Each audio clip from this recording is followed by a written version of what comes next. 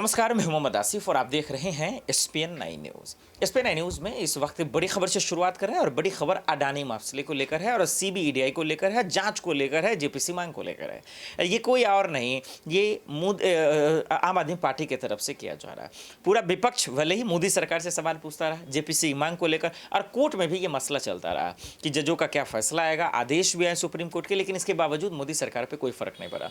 तो अडानी कंपनियों की बर्बादी कैसे हुई, इसको मोदी सरकार ने कैसे बचाया और इस महा घोटाले में किसका किसका हाथ है, खुद जो है दरअसल आम आदमी पार्टी खुलासा कर रहे हैं। मैं चाहता हूं इस रिपोर्ट को देखिए, समझिए और खुद आपको समझ में आएगा कि इस महा घोटाले का जो खेल है इसकी सच्चाई क्या है। जरा गौर से देखें। शुरू करें।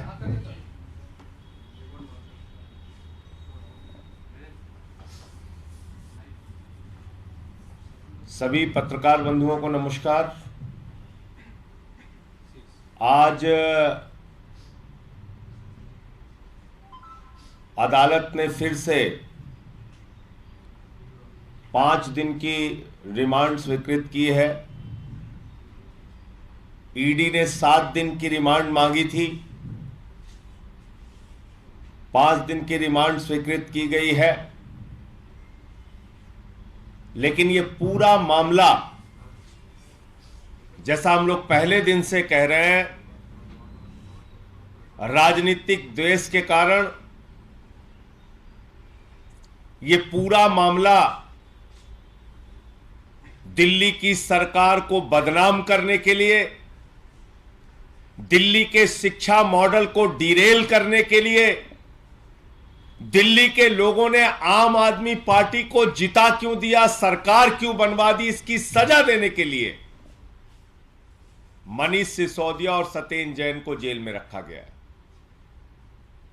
इस पूरे मामले का ना कोई सिर है ना पैर है। कहते मनीष सिसोदिया ने भ्रष्टाचार कर दिया। 14 घंटे सीबीआई की छापेमारी हुई, घर खोद डाला, कुछ नहीं मिला। गांव में छापेमारी की, कुछ नहीं मिला। दफ्तर में छापेमारी की, कुछ नहीं मिला। बैंक के लॉकर को चेक किया, कुछ नहीं मिला। सीबीआई ने लोगों के गवाही ली और गवाही लेकर पहली चार्जशीट दाखिल की, मनीष सिसोदिया का नाम नहीं। सप्लीमेंट्री चार्जशीट, दोबारा चार्जशीट दाखिल की, उसमें भी लोगों के गवाह के आधार पर चार्जशीट दाखिल की गई, उसमें भी मनीष सिसोदिया का नाम नहीं। लेकिन जबरन अपने आका के कहने पर सीबीआई ने मनीष सिसोदिया को गिरफ्तार किया। पहले सीबीआई ने रिमांड ली। सीबीआई की रिमांड जब पूरी हो रही थी तो 10 महीने तक हिंदुस्तान की सबसे तेज तर्रार कही जाने वाली एजेंसी ईडी, उस ईडी बेचारी को कुछ पता नहीं था। बेचारी ईडी इतनी भोली थी, उसको कुछ भी मालूम नहीं था। अचानक रातों रात जब मनीष सिसोदिया की सीबीआई के मामले में जमानत की याचिका की सुनवाई होनी थी, उसके एक दिन पहले ईडी आती है, वो कहती है हमको पूछताछ करनी है, हमें रिमांड दो। 7 दिन की रिमांड ले लिए, पूछताछ कर लिए, फिर आ गए, अभी और पूछताछ करनी है, रिमांड दो। आदरणीय नरेंद्र मोदी जी, आपको पूरा देश देख रहा है। एक ऐसा व्यक्ति जिसने दिल्ली के लाखों बच्चों को अच्छी शिक्षा देने के लिए अपना सब कुछ समर्पित कर दिया, दिन रात मेहनत की, जिन सरकारी स्कूलों में मकड़ी के जाले लगे रहते थे उनको एयर कंडीशन कमरों में तब्दील किया। 6 साल से लगातार इंटर का रिजल्ट सरकारी स्कूलों का प्राइवेट स्कूलों से बेहतरीन आया। बच्चे आईआईटी में सिलेक्ट हुए।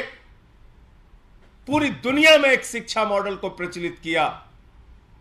आपने उस मनीष सिसोदिया के साथ आतंकवादियों जैसा व्यवहार किया। यह देश इस बात को भूलेगा नहीं।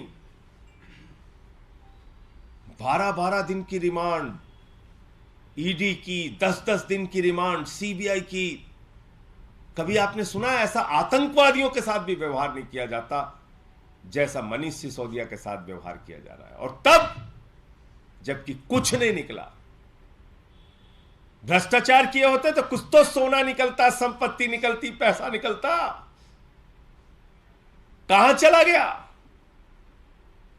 तो इसलिए मैं यही कहना चाहूंगा भाजपाइयों को कि तुम्हारे अत्याचार को, तुम्हारे जुर्म को, तुम्हारी तानाशाही को, तुम्हारी गुंडागर्दी को, जांच एजेंसियों के दुरुपयोग को सारा देश देख रहा है। और मोदी जी, आपको इस देश की जनता ने देश का प्रधानमंत्री बनाया।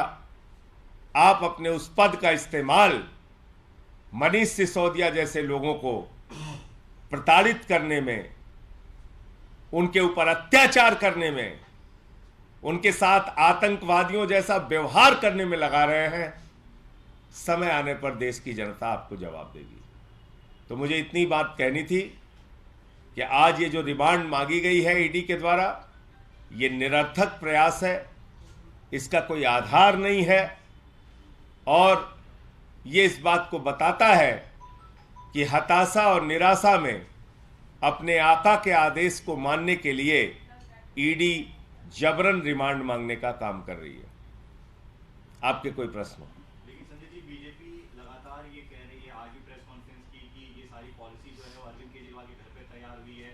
उसमें आपका भी नाम जोड़ा है कि संजय सिंह, सत्येंद्र जैन, मनीष सिसोदिया सब मिलकर बना रहे थे पॉलिसी। सारा जो अधिकार था पैसा खाने का, देखो भाई, मैं तो आपसे कह रहा हूं कि मैं अडानी के घोटाले को खोलने में लगा हूं। अडानी के घोटाले को खोलने का काम जारी रखूंगा। आप लोगों के माध्यम से नरेंद्र मोदी जी तक अगर मेरी बात पहुंच रही हो तो मोदी जी कान खोलकर सुन लीजिए। अपने चेले अडानी को भी बता दीजिए, उसको भी बोलिए कान खोलकर सुन ले। अपनी पूरी की पूरी भारतीय जनता पार्टी और सारी जांच एजेंसियों को बता दीजिए, सब लोग कान खोल के सुन लीजिए। अडानी के घोटाले पर पूरे देश में आपको बेनकाब करूंगा। आपने महाघोटाला किया है, उसके बदले में आप और आपकी पार्टी और आपकी जांच एजेंसियां मुझे फांसी पे चढ़ाना चाहें तो चढ़ा दें, उसकी कोई चिंता नहीं है। और जहां तक मेरे अपने जीवन का सवाल है, पूरी ईमानदारी के साथ पूरा जीवन जिया हूं। आकाश से लेकर पाताल तक जांच कराओ, जितनी हिम्मत और जितनी एजेंसियां हैं तुम्हारी जांच कराओ। कुछ भी अगर मिल जाए तो भ्रष्टाचार के मामले में जो सजा लिखी हो उससे 10 गुना ज्यादा सजा दो, मैं कह रहा हूं। लेकिन अडानी के घोटाले पर छोड़ूंगा नहीं। कान खोल के पूरे देश के भाजपाइयों सुन लो, जितनी मन आए गालियां दो। भारत माता की संपत्तियों को लूटने का काम किया है तुम लोगों ने। लाखों करोड़ का कोयला लूटने का काम किया, गैस लूटने का काम किया, बिजली पानी सड़क को लूटने का काम किया, बैंकों को लूटने का काम किया, एलआईसी को, एसबीआई को लूटने का काम किया, सी पोर्ट और एयरपोर्ट को लूटने का काम किया। अडानी के जरिए तालिबान से ड्रग्स मंगाकर इस देश को बदनाम और बर्बाद करने का काम तुमने किया है। ये बात एक नहीं 1000 बार तक बोलता रहूंगा, अंतिम सांस तक बोलता रहूंगा। और ऐसी बंदर घुड़कियां मैंने राजनीति में बहुत देखी है। ये भाजपाई बच्चों से मैं कहना चाहता हूं, ऐसे मत खेलो मेरे साथ। ऐसे बहुत मैंने बंदर घुड़कियां अपनी जिंदगी में देखी है। जितना दम है सारी एजेंसियों को लगाओ, लेकिन अडानी के घोटाले पे छोड़ूंगा नहीं। एक दूसरा मामला है, बीजेपी के कई नेता इस पे सवाल उठा रहे हैं कि जिस तरह मनीष सिसोदिया अभी एक तरह से मुश्किल समय में उनका बंगला आतिशी के नाम पे अलॉट कर दिया गया। आतिशी जी मंत्री हैं, उनके नाम पे अलॉट कर दिया बंगला। इसमें भाजपाइयों को क्या प्रॉब्लम? मतलब वो क्या कहना चाहते हैं?